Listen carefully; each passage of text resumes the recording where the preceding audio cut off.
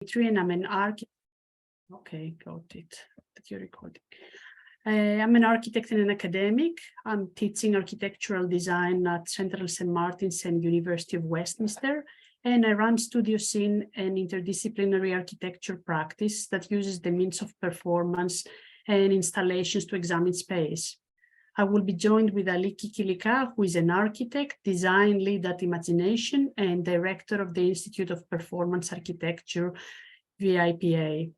And Elisa Soroga, who is a performance and multimedia artist who focuses on site-specific art, especially in public spaces. She is currently running a workshop about site-specific works at Furnos Theatre in Athens.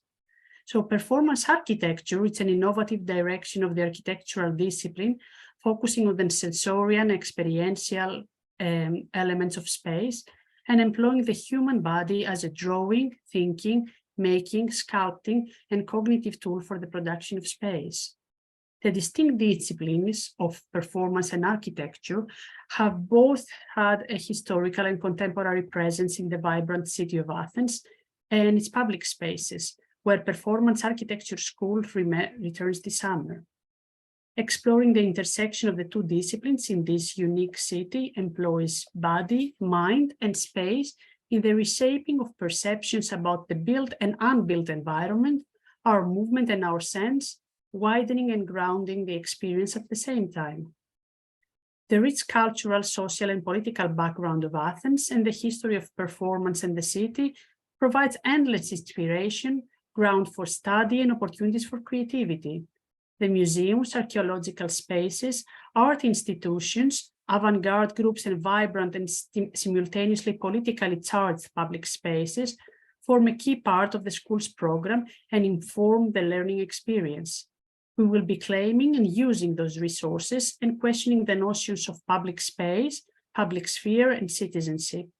Participants will benefit by creating works and truly engage with the complex and rich city resources, applying interdisciplinary methodology and thinking.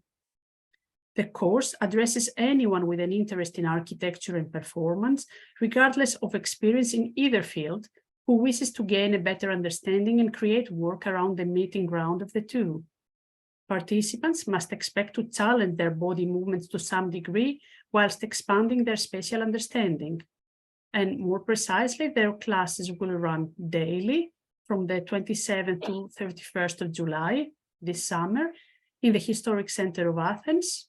The deadline to apply is in 19th of April. And for information and applications, you can go to our website, performart.com. The combination of performance and architecture, through its openness for interpretation, appropriation, and non-termination, provides a fruitful space for multiple disciplines to coexist. It's not surprised that our previous courses, the participants came from a variety of disciplines, merging architecture, urbanism, fine art, design, theater making, magic performances, environmentalism, parkour, and dance. We aim to maintain this openness throughout the course to allow participants to express their own viewpoint and gradually develop performance architecture into a genre distinctive for its receptiveness. So I'm going to talk today about performance architecture, what it encompasses, which provides the basis of all exercises and the theory in this course. I'll speak more about the thinking through performance architecture rather than what we will be teaching in particular. Ursula has already described the term to some degree. It is essentially a term that combines elements from performance arts, theater, movement disciplines, such as dance and architecture or spatial sciences. As a starting point, I will show two examples of contemporary performance architects, people who, without necessarily coining their work as such, tap into this exact space in between performance and architecture. This is Alex Schweder, who actually was one of the first who used the terms performance architecture. He started by making domestic experiments, building kinetic living structures and occupying them in cohabitation with others to investigate aspects of social reliability, collective interactions, and domesticity. Didier Faustino is someone who, while never using the term, is, however, working with architecture and space or furniture from a very experiential and embodied perspective. His description of this work that we see uses terms that allude to the building as a body, a fragile skeleton, he calls it, whose bicephalous head is composed of two domestic space samples over its fleshless body. So we may think of architecture as buildings, but the question that springs up is, what do the buildings do? With performance in mind, we reverse the viewpoint and we look at buildings as the actors who perform, for example, the status of their owner, empirical power, or national identity, national storytelling. Ritual spaces may look bare from an architectural perspective, but they have a strong role to perform, setting up the foundations of the divine territory, within which the transformation of life into spirit can be established. Ritual spaces have shaped and influenced theatre spaces, an obvious, perhaps, observation. These are spaces where the role of architecture is to enhance and establish the performance, and in reverse, the performance establishes the space as a stage, and this principle can be expanded to other spaces outside of the ritual. During the course, we will see how our actions can establish space and spatial meaning, and how space provokes us to respond with specific actions. Throughout the 20th century, performance art developed into an established art form, transforming the artist's live bodies into live art. The body and its actions became the observed object of an artwork. Being an artwork, the body transforms into another. For example, we see here the Gutai example, where Shoraga Kazuo's body becomes a sculpting device producing traces, whilst in the example of Marina Abramovic and Ulais, their bodies perform a threshold, a void, a solid wall protrusion. In large groups and public gatherings, the bodies of the individuals can be read as a narrative mass. During demonstrations, the political body is performing the public space, the city. The right of being a citizen finds its expression in the embodiment of the streets. The urban space transforms into a performance space for slogans, words, music, and actions. The 1980s Thatcherist political repression exploded in the young bodies of ravers performing the right for joy, freedom, and solidarity in the illegal parties across the whole country and in the London streets. The dancing bodies of the 80s expanded across the global youth, infusing consciousness for being in the world amongst each other and with nature. The ravers of the 80s are echoed in the illegal raves of the pandemic, proving the resilience of dancing as a practice against repression. The urban centers are the nodes of the flowing network of relations between humans and nature, the connecting joint of a unified globe. Operating in an interconnected web, the urban centers across the Western world were used as the stage for protest and provocation from the Extinction Rebellion group, forcing through performance the demand for environmental politics to the front page of the news. Urban action is not only front stage, but from a truly bottom-up perspective, it is also undertaken in the level of neighborhoods and community work, where the XR is now focusing their activities. Expanding roots in various locations that corrode the base and gradually change the surface is, in brief, the philosophical concept of the rhizomes by Deleuze and Guattari, which is one of the topics discussed in this course. The interconnected networks of cities is only one layer of the multiple connections that exist in the space of flows, a conceptual schema that formulates in space and time, capturing the flow of communications, media, news, and social relations in our digital era. It is in the space of flows that we can grasp the globalization of society, where COVID demonstrations in Shanghai merge with war messages from the Ukrainian president and everyday people's breakfast. The space of flows is the new global public space, and social media play a central role in it. The social media interchanges have the power to shift political agendas and promote populist politics.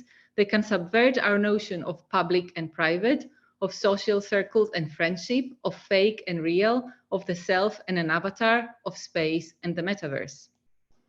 In meditation practices, one grasps their true presence in the present by focusing on their breath.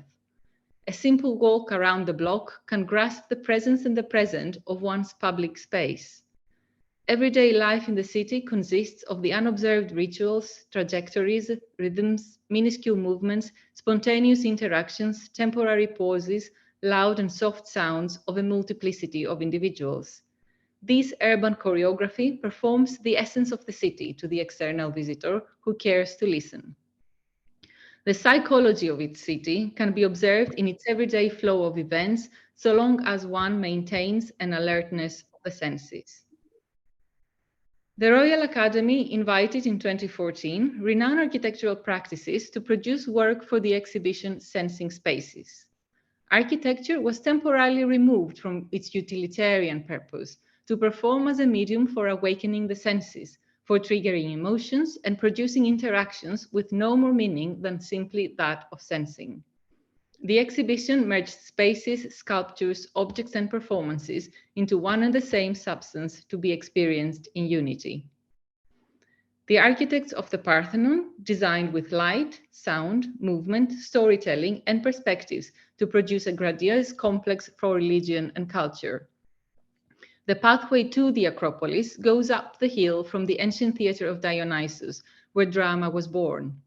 So whoever joins us in the Athens school, do prepare for a hike. As you can see in the image of the constructions, it is quite the slope. Visiting the Parthenon is a journey that connects performance and architecture in its fundamentals and imprints forever to the visitors the comprehension of architecture as performance. Thinking with performance architecture, the opportunities and possibilities for spatial design and spatial performances appear limitless. It opens up the relationship of architecture to the human psyche, body, and experience in the most dynamic and multifaceted way. From this point on, the way we design, the way we use space and document or represent space is entirely open to explore, and we are keen to have as many people as possible on this journey, hopefully embarking with you on board this course. Essentially, through performance architecture, we do hope to practice a non-utilitarian, holistic, and diversity-sensitive design action. Thank you, Aliki. So, hi everyone, I'm Elisa. I'm a performance artist. I have been focusing mainly on the relation between body and space as an attempt to explore the dialogue between everyday life and performance.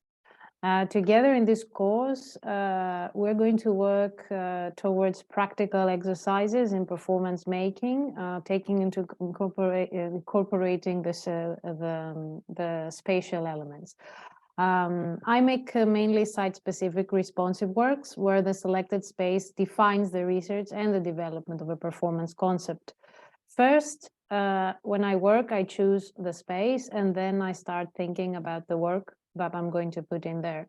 The same will happen during the course. We're going to work site-specifically, so we're going to find a location in Athens that inspires us for a reason, and then we're going to create some performative works there. So now let's take a look at some work examples to see an actual relation between the space and the performance concept from the perspective of performance artist, plus some insights of the making of process. So this is a breakfast in London Bridge. This is a performance that I've done together with Bihanusova almost 10 years ago. It's in London Bridge and it experiments with a simple rhythm contradiction of how a slow pace, everyday action of having a breakfast blends in with the quick pace of the rush hour on a Monday morning. This work derived out of pure observation. We just stayed there for long hours, and we discovered that we want to work with the contradictions of rhythm. And I cannot see it. Yeah. Oh, thanks for saying. Yeah. All right. So we created this piece after sitting there on this bridge and observing this everyday life of a duration of 10 days from day to night. And this was a durational work when we stayed there for around 7 hours in just having breakfast, a slow paced breakfast while everyone was going quick to rush hour to the work and back. Another work that came to life in public space is Women in Agony. 16 women gathered in the middle of the pavement in rush hour. I've done it also during the Black Friday, and it was quite hilarious to see these women appearing on a Black Friday on Oxford Circus, and simultaneously these women screamed in Oxford Circus Commercial Street in London. I wanted to make this work because I wanted to speak about commercialism, how we end up being the same, and because we wanted to look different, but we end up being and looking exactly the same. And I decided to spend a lot of time there with my eyes closed. I did various observations that we are also going to work together towards this way of observing everyday life, the city, the everyday life, and also the rhythm analysis to analyze the rhythms of the city and the choreography of the city, and try to work as well with your eyes closed, and observing the city with eyes closed is another element that I think brings a lot of inspiration towards performance making in a site-specific way. So the end product was that I felt so scared while all this noise was coming from the streets, and I felt that I wanted to scream. So I said, this is it, I'm going to do this performance with the screaming at the end. So heading back to our course, we teamed up with Ursula and Aliki because we shared the common belief that the phenomenically different disciplines of architecture and performance have a strong potential of fruitful interchange. The purpose of this course we are offering is, on one hand, applying the toolbox of performance making techniques in architectural thinking to benefit architects and designers of any discipline. We are very excited that our school will run for the first time as a physical course, because we have been running this online the last 3 years, and now it's going to happen physically for the first time in Athens, a city of a rich history and cultural heritage. Blessed with bright light and sunny days to enjoy guided walks. We're going to do guided walks, as Aliki mentioned before, in the vibrant city center and famous monuments. Performance Architecture Summer School chose to be situated in this dense and exciting cultural ground of Athens, imagining the Athens as an endless scene. Working with the idea of Teatrum Mundi, which the whole street which is a potential stage. The whole city becomes a stage, an endless stage. So challenging the body to respond to its sights and a land where the roots of performance are traced and drama was originated. Participants will benefit by creating performance architecture, collaborative works, and showcasing them to the class and to external critics that we're going to invite on the last day. Works that truly engage with the complex and rich city resources. Now, Ursula is going to introduce you a small body exercise, just to show you a little bit of what we're going to do during the class and during this course, that you can practice now at your location where you are, to trigger your active thinking about the relationship between performance and architecture. Feel free to close the camera during this exercise if you want to, if it makes you feel more comfortable. And then we would like to, after you have finished, we would like to see your works and present it to the group here. So thank you. So I know it's, as we said, it's Wednesday afternoon. It's not going to take long, but I think it's nice to get inside and get into this observational mode. So what I would like you to do is everybody to give a minute in observing the elements of the space around you. You can see everybody's in the room, I assume. You see walls, doors, maybe somebody sees a fireplace if they're lucky, the furniture, anything. Yeah. So have a quick look around, paintings, plants. Yeah. So what it would be, we would like you to do is pick up one of the elements, any element that you like, and place your body accordingly, imagining that you want to extend this element. So it's an exercise of extension. Think of what extension means of this particular one. Is it something that it's functional? Is it something that it's metaphorical or poetical? And place your body in a way that expresses this extension. Make sure, it would be nice if you want to take a picture of it, if you can set the camera, take a picture of this if you like, or show us on camera. And it would be nice to have 3 minutes for that. Yeah, it's 7:53, 7:56. If it's not clear, just let us know if you have any questions.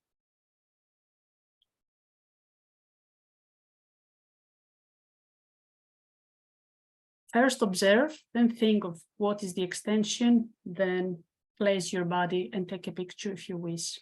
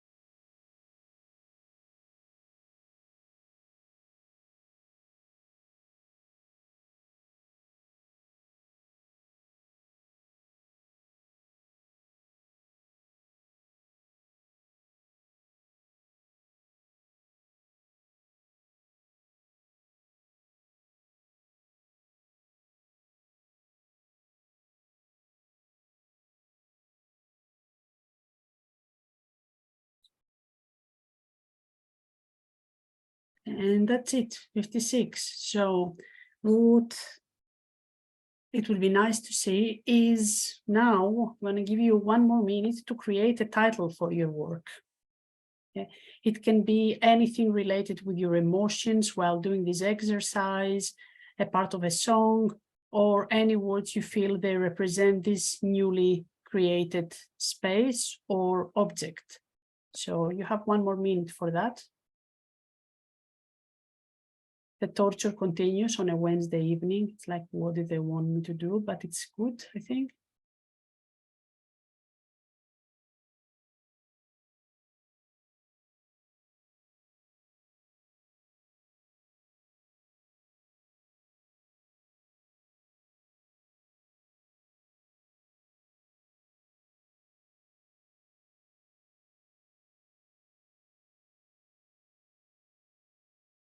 Okay, does anybody want to share their thoughts or the work that they have done with us? I mean, I saw some people moving, some people taking notes. Yeah, some people have the cameras off, but maybe they would like to share something. You know, you can share your screen. Yeah. Marius, Despina, I see you ready.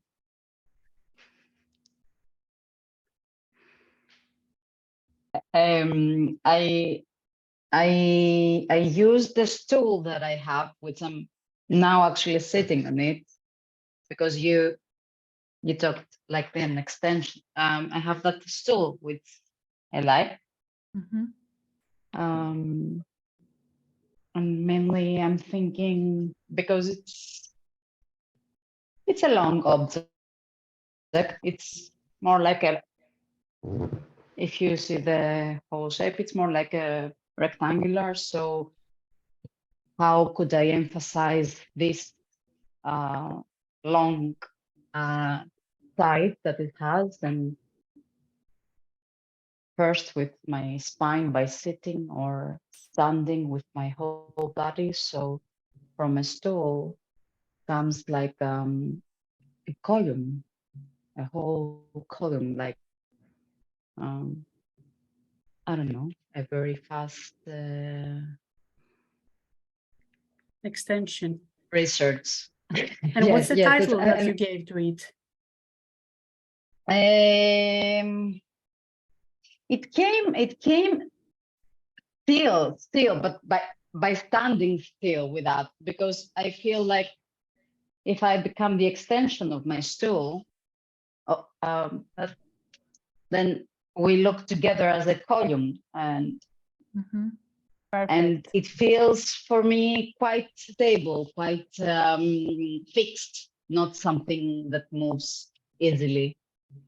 So I would say super fast title like still, from stillness, I mean. Yes, yes. Perfect. Thank you very much. This was an extension, an actual extension. Yes, very good. Thank For you. me, the references that come, like, I mean, it's one super obvious and banal, which is the caryatid, like being on the Greek context that, like, I mean, these images. And actually, it's quite funny because if you think like, usually the columns, like never had this format, like anthropomorphic or format. And suddenly we have in a building that it's quite classical, like, I mean, these figures holding the ceiling. Yeah, but then also, like, I mean, giving these metaphors of, like, I mean, why are these figures, like doing that, and with extensions to postmodernist architecture. And, like, I mean, this figurative element that, like was abolished, like, and it's criticized heavily in architecture. But I think it's really interesting, like, I mean, then to start giving metaphorical titles, okay, column, but column of a ruin, or column of holding something, like, are you holding the meaning together, holding the floor with the sky, because column is an element that, I mean, we can see it in the screen actually as well, because you're doing that with your hands, and it's like we see the cut from the screen, so we don't know what's on the ground and what's above. But the fact that you gave the title of stillness to an element that you saw as a column, that's also very interesting, because suddenly we're using terms that have to do with movement to describe architecture, right? And that's actually the kind of junctions that are interesting to use whilst one is designing, for example, space or thinking space. Can we think of space from the element of how does it move? Yeah.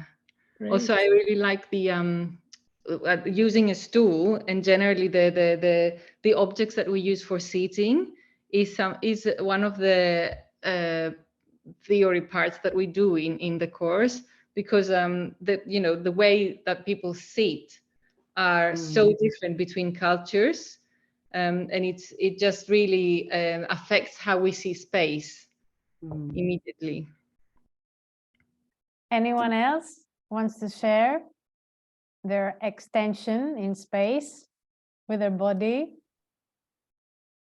Come on, Marius, you have your microphone on. You have to do it. But I thought you were speaking. You're ready. Can we hear you, Marius? Yeah, no, we can't hear you. Yes, we can't hear you. I think there's something with your microphone. Yes, you are not in mute here on Zoom, so maybe you're muted through your own system there. One, two. No. No, we cannot hear you. Char, do you want to do that? Do you want to tell us? Char is ready. I can see that. Yeah. Sorry, Marius. No, we can't hear anything. Char, we can't hear you either. No. What's Is it happening? us? I mean, at least we could hear Despina, so we know there is no problem with the Zoom call. Hmm. Can you hear me again? Yeah, yeah. Yes. Okay, I put again back.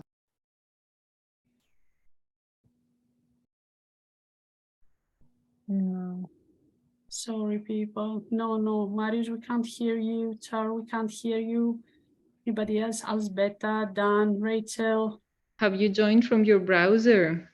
Have you allowed your browser to get access to your microphone? That's bizarre.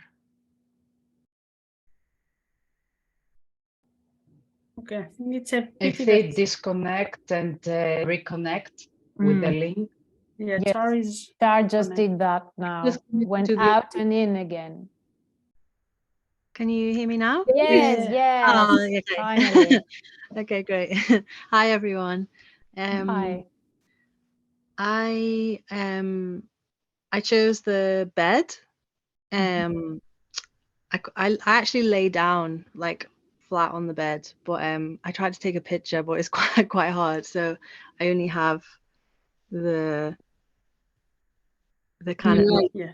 my feet. Uh-huh.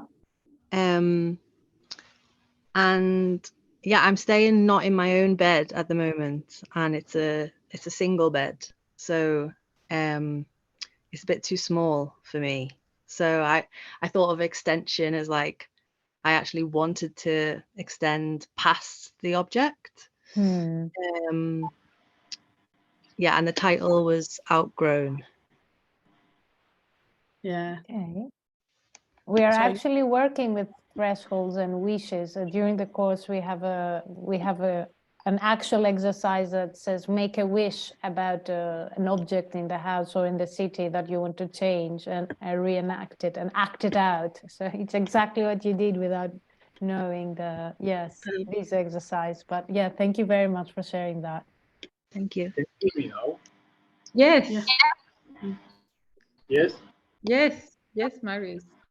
Okay, can I changed say the- just a little, sorry to interrupt, like before we see Marius, like I think it was really beautiful, like with Char's exercise, because it's something that when you lie on the bed, it's something that it's a move that you do on the bed. Yeah, it's not because people, when they're thinking, like thinking about what is usual and what is unusual. So actually people do use the bed to lie down, but this is, like, I mean, it is a movement that goes parallel to the object, yeah, and denotes the wish, like it denotes an extension at the same level, like, I mean, for me that I am a little bit mentally unstable with architecture, like it thinks of a movement into a plan level, which is something I don't like. I like to get out of it, but immediately I start thinking of planar projections. Sorry. Yeah, sorry, Marius. Go ahead, finally. No, hello? Marius? Oh my God, I no, shouldn't it's have done it. I closed. shouldn't have cut him. Now he lost the opportunity again. Marius, now, yeah. Yes. Yeah. Yes. So I wondered if emotion can be extension. Yeah. Hidden emotion. And I just reached the first thing which was next to my hand. And actually this is a mole. Wow. This is a mole which I can open.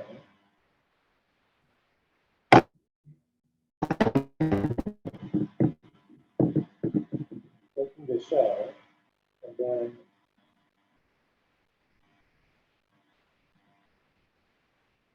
Oh, wow. This is a performance on its own. Marius, yes. the layer and staying with hidden emotion.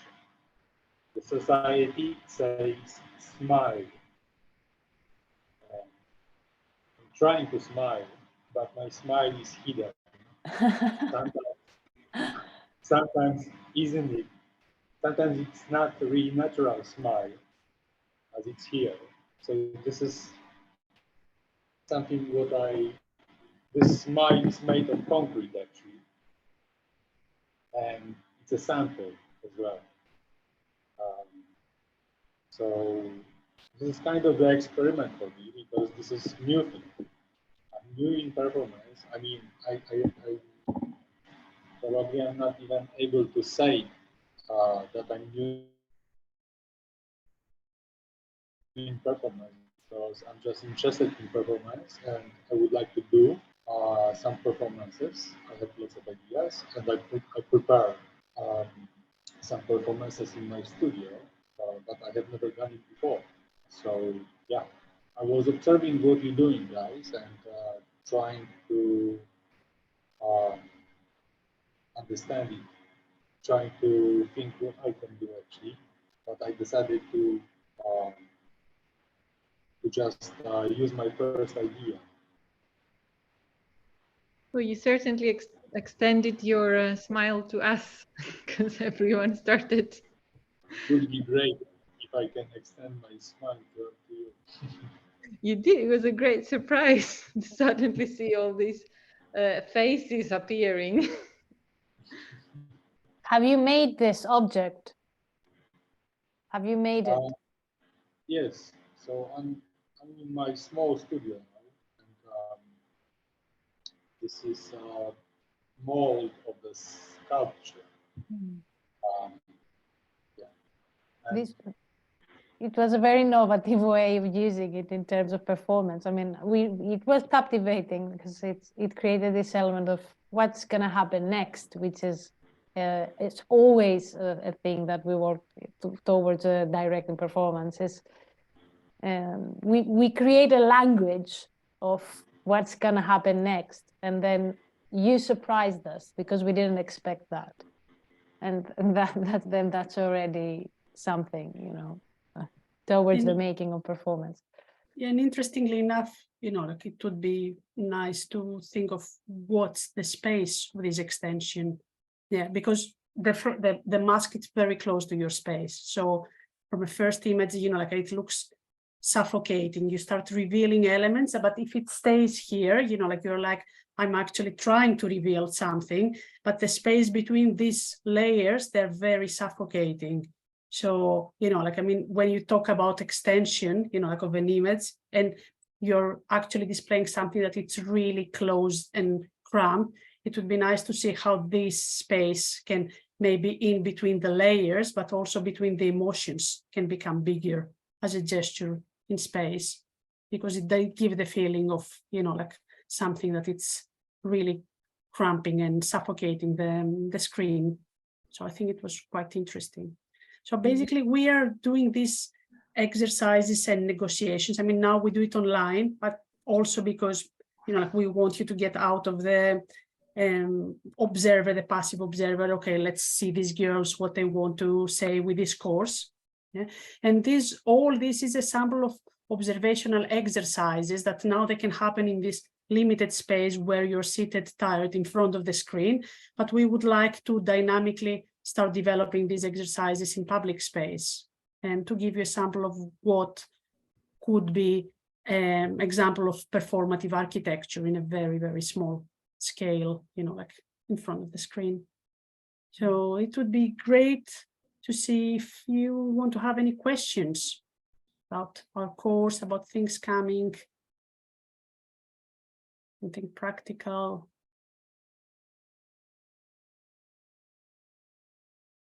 Questions? We are meeting. I mean, because it would be a trip to Athens, yes? Yes. So there will be any meeting before it, and also to say anything more, I would need to read more about this program. You can have a look at the website, and if you have any questions, you can just drop us an email on the performarc@gmail.com. Yeah, but essentially this is a 5-day course that we will be running, right? So, you know, you all organize you coming in Athens, you sort out your accommodation, etc. And then, yes, we will have a meeting at the space where we will start running the classes in the historic center of Athens. So that will have like a base, a space as a base, and then we expand in the public space around it. So yeah, but it is 5 days. Yeah, the thing is, like, in preparation, we might, like, I mean, when we have finalized the participants, maybe we do a meeting online, like with Q&A in preparation. If you want to ask things about coming to Athens, because I know, like, you see 3 people online and suddenly you book to come to Greece. Yeah, it's a big step, especially if you're in another country. Yeah, but all I want to say is, like, we have quite a big experience of organizing things and workshop and educational workshops and, like, things that are in situ. This particular workshop, we are running it for 2 years in a row, but because of COVID, we run the particular performance architecture online. Yeah, but each one of you, if you can see on the website, we have a large experience in running shorter versions of this workshop in academical institutions with real students in space. And for practical things, we can put you in touch. If you apply and you're coming to Athens, maybe we can put you in touch, and then you can find an apartment all together and you can share it if you wish to, and I can guide you through hospitality in terms of where to stay and which neighborhoods to avoid maybe, or which ones to go for, to be close to the school, because we're going to be set up in a particular place in the center, and we're going to leave our things there and feel safe. We will have a place, and then we will walk around the city as well, and we will create in the city and do site-specific performances for the city, but we will have a base. Yeah. Yeah. Yes. Do you make any introduction during your course about how practically we perform in public spaces? And I mean, because we need to consider many things about taking, from country to country, performing in public spaces might be quite difficult. In some places can be dangerous. In some places you need to take, how do you say, Permission. permission. Thank you. Yes, with the permission, or there are many details that we need to consider in general for performance in arts, for even for safety reasons of the performer, of the artist. So do you make an introduction about that, or is it mainly for the artistic process exploration? I don't understand the question, Despina. Is there during the class? Is it what you explore? Is it only the artistic journey and how to connect architecture with performance, or does this also include an introduction how we actually act in the public spaces for logistics? The exercises will be in the public space. So yes. The introduction will happen actively, basically. We practice it in the public space. If you need any support in understanding where to stand, how to behave, that's, we can advise on this, but basically the idea is let's get out and do stuff. And the good thing about Greece is that generally Greece is very permissive, and the public is quite interactive as well. So that's one of the reasons why we think Athens is ideal for working and studying in the public space with performance. Is that yes, this I understand. It's more like a question about, because from country to country, as I said, it changes. I know also from other artists, friends going in public spaces, and they have even been arrested That's why I'm asking if all this course has a part also about the practical thing, that the actual stuff, how to really go. And I don't know if Elisa, as that you have done performances in public spaces, in the streets, for example, on the bridge that you show us. I guess it's not so simple to go and sit there in the middle, because you show us a picture in the middle of the two different streets. Yes. There's a big traffic, and it's also dangerous. It's also about so I was just wondering if it's also about these things, any point of the course talking about this stuff, how you actually do it in a city. To answer the question about the London Bridge, because it's a yes, thank you. Yeah, a lot of people are curious about that, and I get that.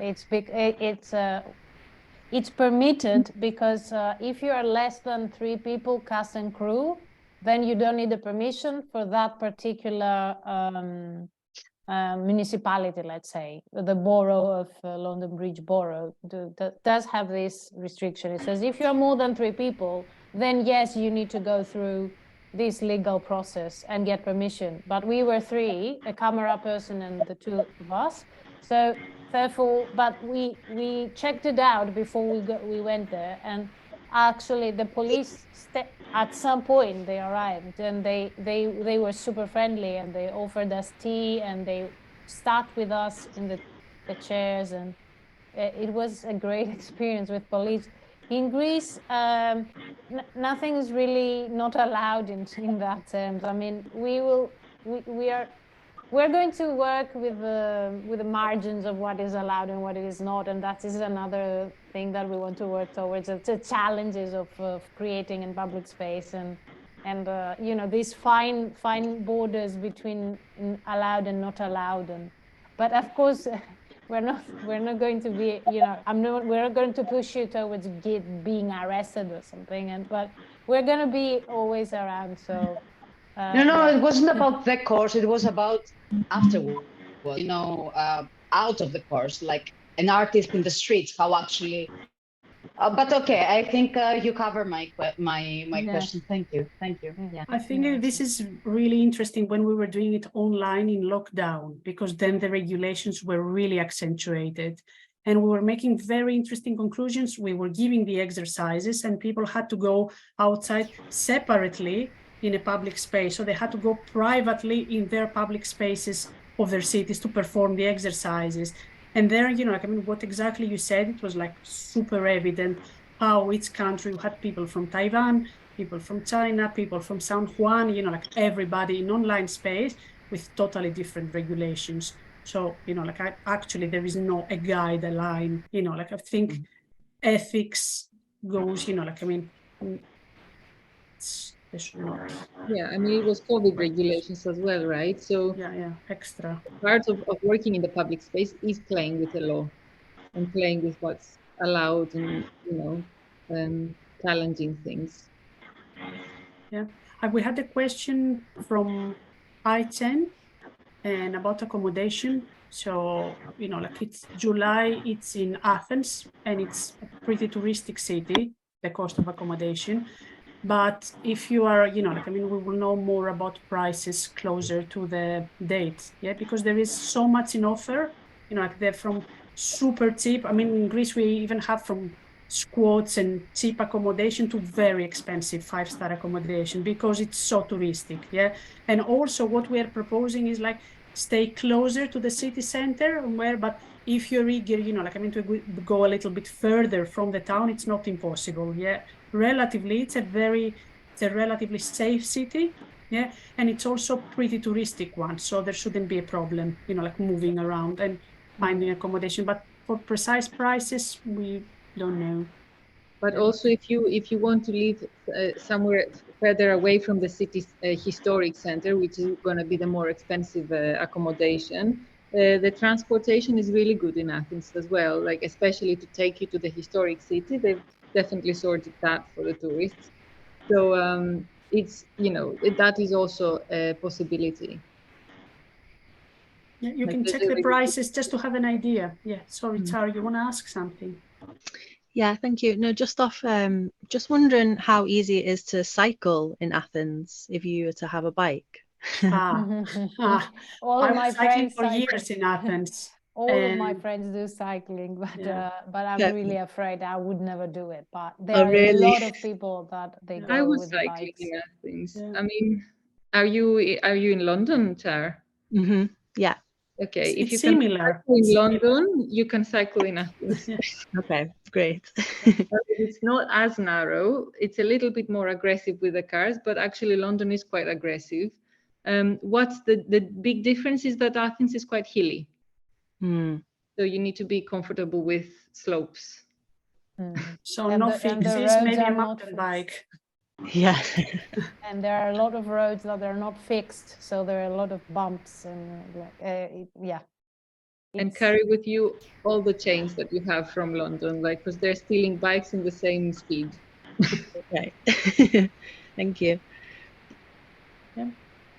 Is it all? Yeah. Is there anybody to make documentation? I mean, somebody of us will. Yeah, we'll Will, allocate a photographer and videographer for this one. This is a lesson learned from previous classes. Yeah, because we cannot have them, and we will aim to distribute the picture, because the thing is, this course is a lot about presence and realization. So when you're aware about representation, yeah, when you become aware and you become also the photographer and the videographer, you lose a lot from the moment and your observation. Yes. Yeah. So anyway, this is a thing for negotiation. You know, when we start the course, we'll bring in, you know, like, I mean, participants, we'll start to negotiate that. Like, yeah, who is comfortable, who is uncomfortable, and obviously we will respect that. But the aim is, for this reason, to allocate somebody that would do the, you know, like the documentation, and not yourselves or the people that they will, yeah, be around. Police car around. Okay, people, if there are any more questions, you know, like if there are more, please send us an email, and we look forward to see you. Bye-bye. Have a nice evening. Bye. You too. Thank you. Thank you. Thank you. Bye. Bye. Bye-bye. Thank you. Bye. Bye.